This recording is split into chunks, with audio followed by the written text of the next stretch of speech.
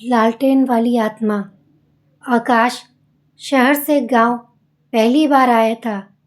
उसे भूत पिशाच ऐसे डरावने किस्सों पर बिल्कुल भी विश्वास नहीं था। एक रात बिजली चली गई। घरों में गुप्त अंधेरा छा गया। तभी आकाश के दरवाजे पर ठक ठक की आवाज़ हुई। वो बाहर देखने आया। दूर कच्चे रास्ते पर एक लाल रोशनी टिमटिमा रही थी।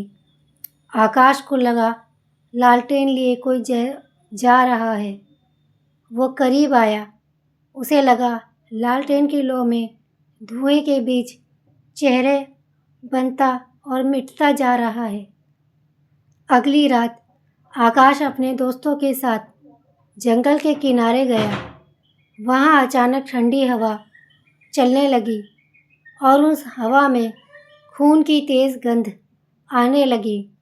पेड़ों के बीच वो लालटेन वाला खड़ा था। लंबा, दुबला पतला, आंखें जलते हुए अंगारों जैसी थी और होठों पर खून सना हुआ था। यह देखकर आकाश और उसके दोस्तों की फटी रह गई। वो उल्टे पांव वापस घर भागकर आ गए। अगले दिन गांव के एक बुजुर्ग ने आकाश और उसके दोस्तों को कहा, तुम शहरी लोग जिस बारे में नहीं जानते तो उस बारे में हंसी नहीं उड़ानी चाहिए। सुनो बेटा, गांव का ही एक बुजुर्ग आकाश से कहता है, एक समय वो लालटेन वाला आत्मा एक इंसान था, लेकिन 100 साल पहले उसने किसी आत्मा को कैद करने की कोशिश करी थी। वो आत्मा बहुत ताकतवर थी और वो आदमी उस आत्मा को कैद नहीं कर पाया। उल्टा उस आत्मा ने ही उस इंसान को निगल लिया और तब से वो लालटेन वाला नर पिशाच या कहे लालटेन वाला भूत उसे लालटेन लेकर उस रास्ते पर घूमता हुआ लोगों को नज़र आता है। आकाश ने ठान लिया कि वो देखेगा कि वो आत्मा उसे कैसे मारती है। आधी रात को वो अकेला हिम्मत जुटाकर लालटेन की रोशनी का पीछा करने लगा। पहली रोशनी दूर थी, फिर अचानक से वही रोशनी, वो लालटेन वाला आदमी उसके पीछे पीछे आ गया और कहने लगा, आज तेरी बारी है। आकाश डर के मारे कांपने लगा। जब लालटेन वाला उसके सामने आया तो आकाश ने देखा कि उसकी आंखें जैसे अलग ही चमकदार लाल रंग की है।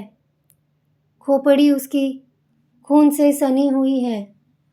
आकाश भागा, मगर हर मोड़ पर वह लालटेन वाला पहले से खड़ा रहता था। आखिरकार सुबह गांव वालों ने सड़क के किनारे आकाश की लाश पड़ी हुई देखी। आकाश की आंखें खुली हुई थीं, होठ जैसे किसी ने सिले हों और पास में एक लाल लौ जलती हुई लालटेन रखी थी। लेकिन इस बार वो लालटेन बुझी हुई थी, जैसे कि आकाश की मदद से उस लालटेन में कैद आत्माएं आज़ाद हो गई हों। वो आखिरी किस्सा था उस गांव का और उस गांव में भटकते हुए लालटेन वाले भूत का। दादाजी ने कहा, बच्चों, मैंने तुम्हें लालटेन वाला किस्सा सुना दिया। अब बहुत रात हो गई है, सो जाओ। लेकिन बच्चों की आंखों में नींद जैसे गायब हो गई। बच्चों ने जिद करी, दादाजी, इस लालटेन वाले के कुछ और किस्से सुनाओ। क्या कभी आपका इस लालटेन वाले भूत से सामना हुआ था? दादाजी ने ठंडी गहरी सांसें भरी और बच्चों से कहा, चलो तुम्हें अपने साथ घटा एक हादसा बताता हूँ। मेरा दोस्त राकेश और मैं, ये उन दिनों की बात है जब हम लोग जवान थे। जवानी के जोश में जब हमने भी अपने गांव में लालटेन वाले भूत का किस्सा सुना था तो हम भी जोश में थे। हमने भी फैसला किया कि हम व्यापार के सिलसिले में जब गांव से बाहर जाएंगे तो इसी रास्ते से गुजरेंगे। ज़रा हम भी देखते हैं कि बड़े बुजुर्गों की इन बातों में कितनी सच्चाई है। बच्चों, जैसे आज तुम मेरे मुंह से इस लालटेन वाले भूत का किस्सा सुन रहे हो, पहले हम भी अपने बड़े बुजुर्गों से इस गांव में मौजूद लालटेन वाले भूत का किस्सा बड़े चटकारे लेकर सुना करते थे। तो बात है मेरी जवानी की। मैं मेरा दोस्त उसी रास्ते से गुजरने लगे। हम इंतज़ार कर रहे थे कि कब हमें वो लालटेन वाला नज़र आएगा। बस हम आपस में बातें कर ही रहे थे, तभी हमें अचानक से दूर एक रोशनी नज़र आई और उसे मौजूद एक आदमी हमें ही देख रहा था। हमें देखकर वो मुस्कुराकर अपनी ओर आने का इशारा करने लगा। मैंने सोचा था कि मैं उसका पीछा करूँगा, लेकिन उसे सामने देख मेरी हिम्मत नहीं हुई। लेकिन मेरा दोस्त वो हिम्मत जुटा के उसके पीछे चला गया। वो मुझसे बहुत तेज़ भागा, मैं भी उसके पीछे पीछे भागा, लेकिन आखिरकार मेरी हिम्मत जवाब दे ही गई और मैं रुक गया। मेरे पैर वापस घर की ओर मुड़े और मैंने पीछे पलटकर नहीं देखा। भागते भागते अचानक से मुझे मेरे दोस्त की चीख सुनाई दी, मानो जैसे कोई उसे मार रहा हो, और एक हंसने की आवाज़ जो मुझे पुकार रहा था, कह रहा था, तेरा दोस्त तो गया, क्या तू मेरे हाथों नहीं मरेगा? ये सुनकर मैं और डर के मारे और तेज़ रफ्तार से भागने लगा।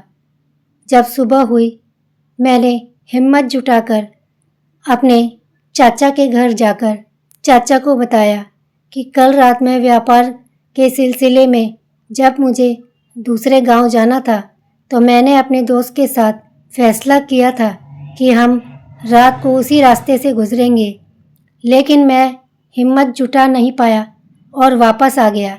लेकिन मेरा दोस्त अभी तक वापस नहीं आया और आपको बताना था कि मेरे दोस्त की चीखने की आवाज़ें सुनाई दी।